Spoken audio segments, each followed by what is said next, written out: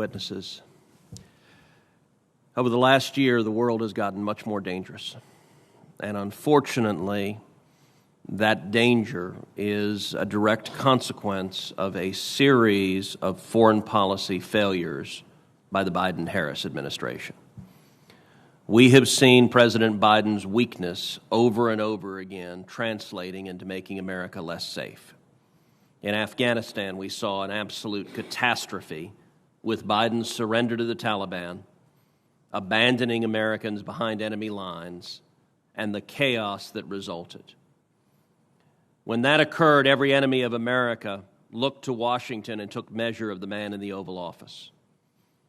And whether it was Russia or Iran or North Korea or China, they all determined that the president was too weak to be a serious threat to them. And unfortunately, as a consequence, each of them has gotten substantially more bellicose, substantially more aggressive.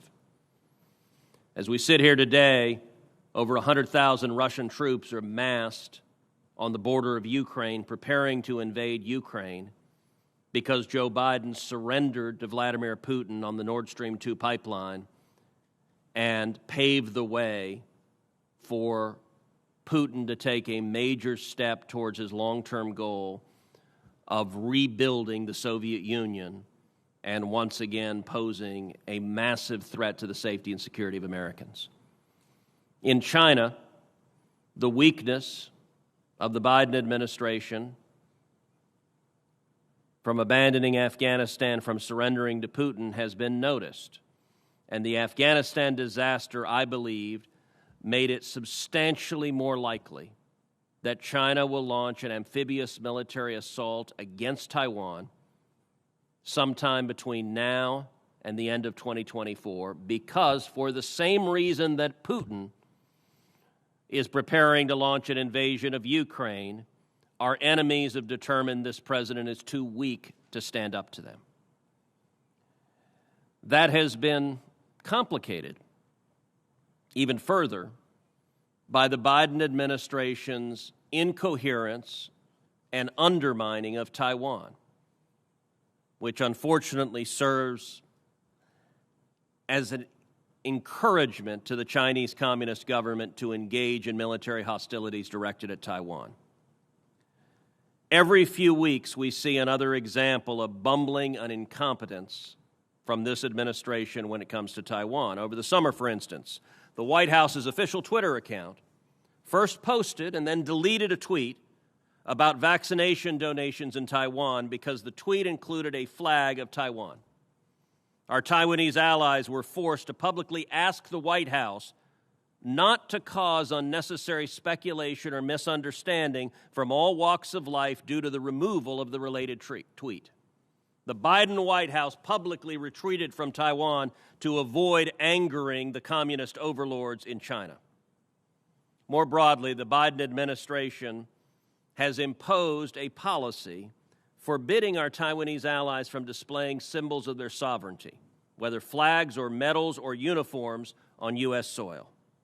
This is a policy that goes back to 2015 when the Obama administration capitulated to the Chinese Communist Party demands to restrict Taiwanese activities.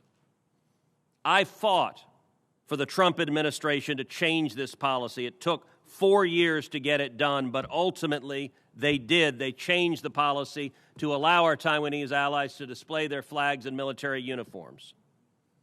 The Biden administration reversed that policy. And it did so knowing it was over the objection of Republicans and Democrats in the Senate on this committee.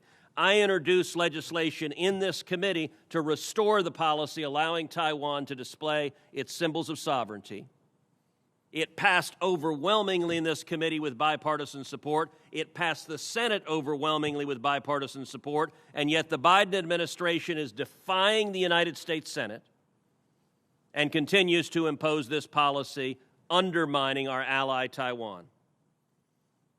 And I've even heard recently from officers at several bases that DOD is asking for stricter enforcement of the ban after a Taiwanese graduate of the Air Force Academy wore the Taiwanese flag at a graduation ceremony. Meanwhile, We hear from Biden administration officials that they've actually loosened contact guidance for Taiwan.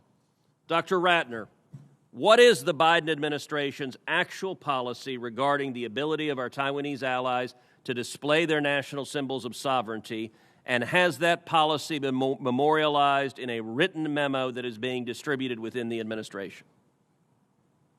Senator, I'm going to defer to my State Department colleague who has oversight of that particular piece. What I will say is I'm not familiar with the case that you raised vis-a-vis DOD, and I'll look into that. Thank you. But your office has not circulated any guidance within DOD? All right, it's enough. State Department determines contact guidance for the Department for the U.S. government as a whole. Okay, well then same question. Senator, first I would say that everything that animates our approach to the Indo-Pacific is designed to demonstrate the credibility of our commitment to the region and to our allies, and no one should doubt the strength of that commitment and the capabilities that America brings to bear. Under this administration, and since I've had the honor of having this job, America has revitalized its engagement with allies and partners across the region in a way that improves our national security and our prosperity, that counters the aggressive and coercive actions by the PRC. That I just asked what the policy was in Taiwan. Yes, Senator. And then on the second part, if I can respond, Senator. Mr. Secretary? Yes, I'm sorry, sir. I'm sorry. But the time of the senator is well past expired. There have been members who have been waiting here. The senator He just